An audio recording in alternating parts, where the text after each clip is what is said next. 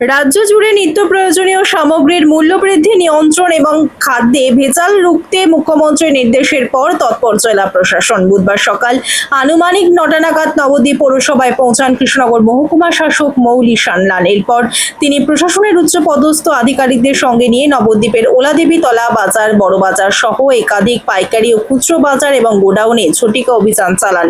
প্রশাসনিক এই অভিযানে মহকুমা শাসকের সঙ্গে উপস্থিত ছিলেন DSP Koushik Basak, joint BDO Jayanta Pathak, পুরসভার এক্সিকিউটিভ অফিসার নিরুপম রায়, খাদ্য দপ্তরের আধিকারিক, প্রাণী সম্পদ বিকাশ, মৎস্য ডেয়ারি দপ্তরের আধিকারিক এবং নবদ্বীপ থানার পুলিশ বাহিনী। পরিদর্শন শেষে মহকুমা শাসক মৌলি সান্যাল জানান, মুখ্যমন্ত্রীর নির্দেশিকা মেনে মহকুমার সমস্ত বাজার ও গোডাউনগুলিতে আগামী 1 মাস ধরে এই বিশেষ অভিযান চলবে। বিগত দিনে চিনির দাম অস্বাভাবিকভাবে বেড়ে যাওয়ায় কোথাও বেআইনি মজুতদারি হচ্ছে কিনা তা মূলত খতিয়ে দেখা হচ্ছে। বড় বড় গোডাউনগুলোতে 500 থেকে 800 কুইন্টাল চিনি মজুত থাকলেও আইনত নির্দিষ্ট পরিমাণের অতিরিক্ত মজুত এখনো পাওয়া যায়নি। তবে ব্যবসায়ীদের নির্দেশ দেওয়া হয়েছে অতিরিক্ত মজুত না রেখে দ্রুত বাজারে সরবরাহ করতে। এর পাশাপাশি খাদ্যে ভেজাল ও রাসায়নিক রঙের ব্যবহার রুখতেও কড়া বার্তা দেন মহকুমা শাসক। বাজারে তল্লাশি চালিয়ে সরষের তেল ও গুঁড়ো হলুদের সন্দেহজনক নমুনা সংগ্রহ করে পরীক্ষার জন্য ল্যাবরেটরিতে পাঠানো হয়েছে।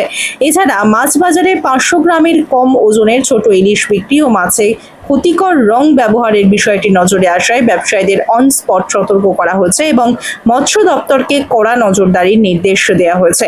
নবদ্বীপে ভেজাল দুধ তৈরি ও কারখানা থেকে অ্যাসিড উদ্ধারের অভিযোগ প্রসঙ্গে এসডিও জানান, দুধের বিষয়টি শিশুদের স্বাস্থ্যের সঙ্গে জড়িত, তাই কোনো রকম গাফিলতি বরদাস্ত করা হবে না। ডেয়ারি ও এআরডি আধিকারিকরা ইতিমধ্যে নমুনা সংগ্রহ করে ল্যাবে পাঠিয়েছেন। পরীক্ষার রিপোর্ট এলে অত্যাবশ্যকীয় পণ্য আইন অনুযায়ী কঠোর আইনি পদক্ষেপ এবং প্রয়োজনে কারখানা সিল করা হবে।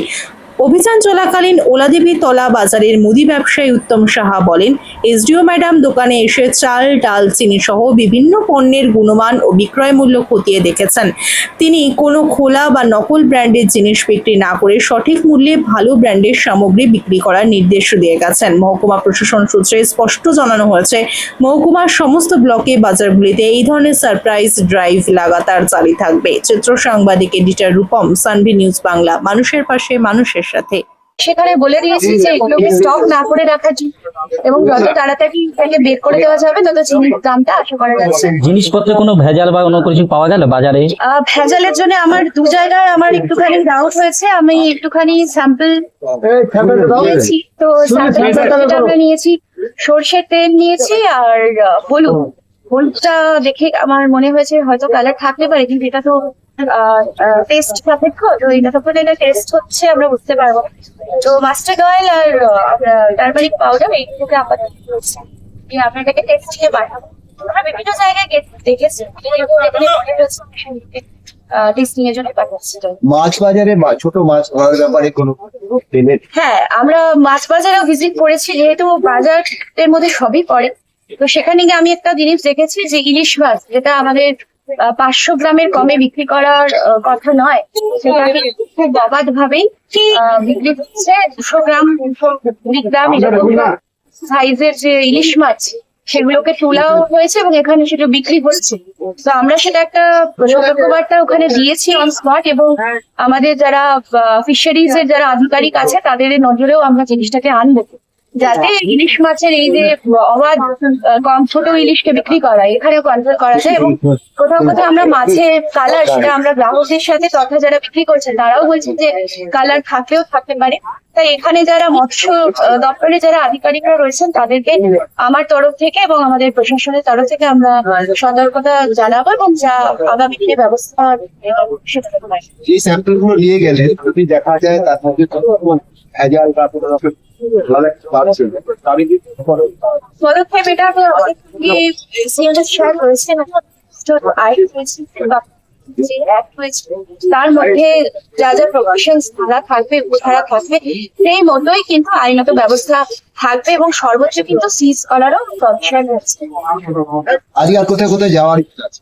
এই মুহূর্তে আমরা আজকে নবদ্বীপটা বেশ ভালো করে ভিজিট করেছি এবং আগামীকালও আমরা ভিজিট করবো। আমার সাব ডিভিশনের যে কটা ব্লক, আমরা আগামী দিনে আমি সবকটা ব্লক নিজে পার্সোনালি যাবেন এবং হয়তো আবার কিছু কিছু এরিয়া যেগুলো আমরা ছেড়ে দিলাম, বাজার যেগুলো আরো যাওয়ার প্রয়োজনীয়তা আছে সেগুলো আমরা আগামী।